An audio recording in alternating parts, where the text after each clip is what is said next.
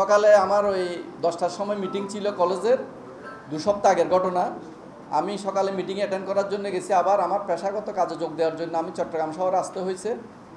তারপর দুপুরে ছিল আমার বিয়ে, আবার বিয়েতে অ্যাটেন্ড করতে হয়েছে।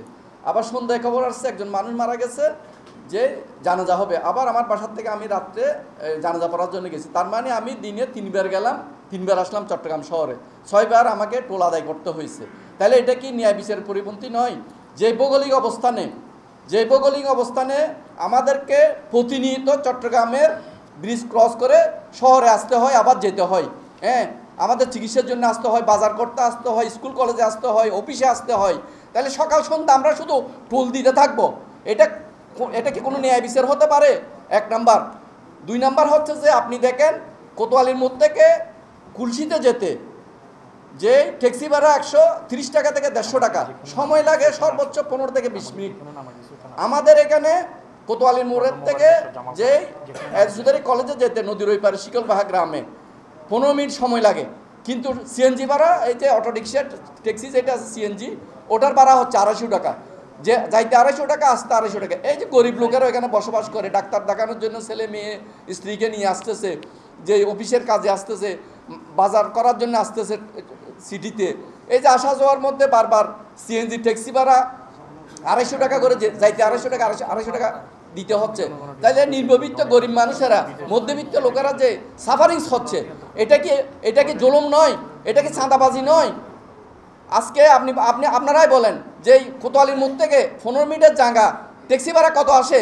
তাহলে প্রতিদিন যে লাখ লাখ মানুষ কর্ণফুলী নদীর ওই পার থেকে ট্যাক্সিতে করে নদীর এই পারে আসতে, আবার সিএনজি ট্যাক্সিতে করে ওই পারে যাচ্ছে, তাহলে বারবার ওদেরকে যে 250 টাকা চাইতে, 250 টাকা আসতে দিতে হচ্ছে, এটা কি জুলুম নয় গরিব মানুষের জন্য?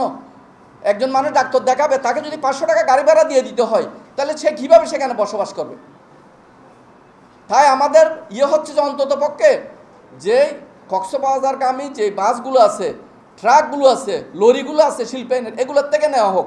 ছোট ছোট যে যানবাহন আছে, আপনার প্রাইভেট কার, মাইক্রো, এই সিএনজি ট্যাক্সি, টেম্পো, এগুলার টুলগুলো অন্তত পক্ষে মকুব করা হোক। তাহলে সাধারণ নিম্নবিত্ত মধ্যবিত্ত শ্রেণী রেহাই পাবে। এটাই আমাদের আবেদন। কর্ণফুলী সেতু দক্ষিণ চট্টগ্রামের মানুষের জীবনের অবিচ্ছেদ্য অংশ। প্রতিদিন হাজারো মানুষ পারিবারিক, পেশাগত ও ব্যক্তিগত প্রয়োজনে শহরে যাতায়াত করেন, কিন্তু প্রতিবারেই তাদেরকে টোল দিতে হয়। একই সেতুতে দিনে একাধিকবার টোল দিতে হয়।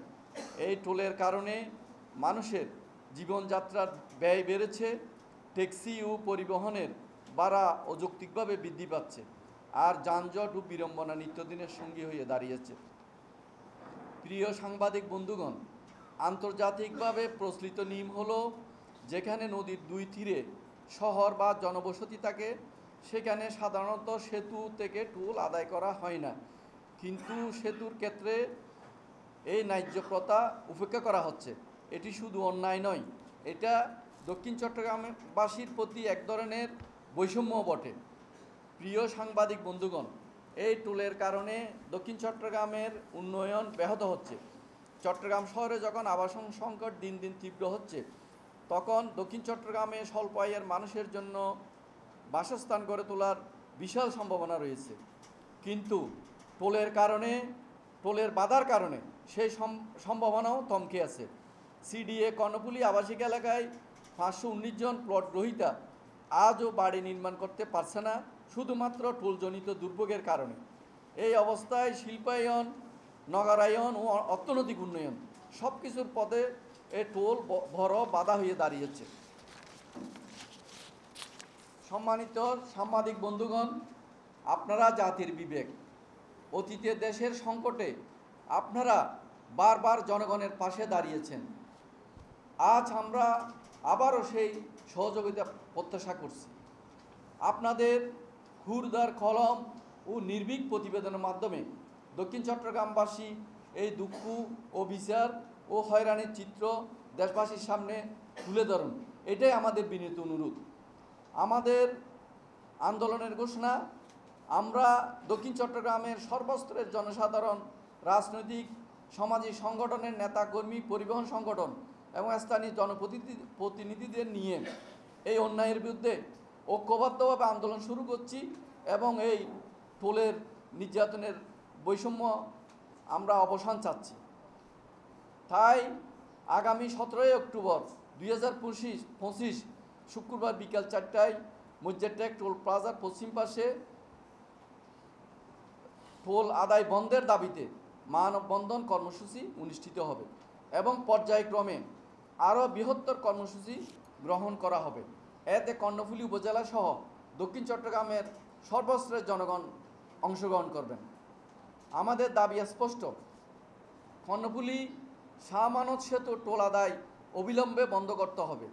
দক্ষিণ চট্টগ্রামবাসীর যাতায়াত উন্নয়নের স্বার্থে স্থায়ী সমাধান নিশ্চিত করতে হবে। প্রিয় সাংবাদিক বন্ধুগণ, আমরা কর্ণফুলী নাগরিক পরিষদ, সিডিএ কর্ণফুলী আবাসিক প্লট মালিক সমিতি, মালিক কল্যাণ সমিতি এবং মানবাধিকার সংগঠন Bangladesh human rights foundation BHRF Chittagong জেলা শাখা, এই 3টি সংগঠনের পক্ষ থেকে এই ন্যায্য দাবি পেশ করছি।